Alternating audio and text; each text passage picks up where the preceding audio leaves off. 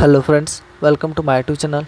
ಇವತ್ತಿನ ವಿಡಿಯೋದಲ್ಲಿ ರಾಮನ್ ರಿಸರ್ಚ್ ಇನ್ಸ್ಟಿಟ್ಯೂಟ್ನಲ್ಲಿರುವ ಖಾಲಿ ಇರುವ ಹುದ್ದೆಗಳ ಬಗ್ಗೆ ಮಾಹಿತಿಯನ್ನು ನೋಡೋಣ.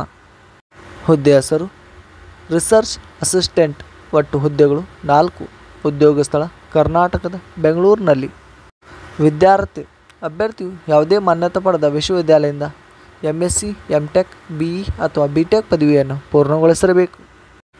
ವಯೋಮಿತಿ ನೇಮಕಾತಿ ಅಧಿಸೂಚನೆ ಪ್ರಕಾರ ಅಭ್ಯರ್ಥಿ ಗರಿಷ್ಠ ವಯಸ್ಸು 27/9/2024ರಂತೆ 45 ವರ್ಷಗಳನ್ನು ಹೊಂದಿರಬೇಕು.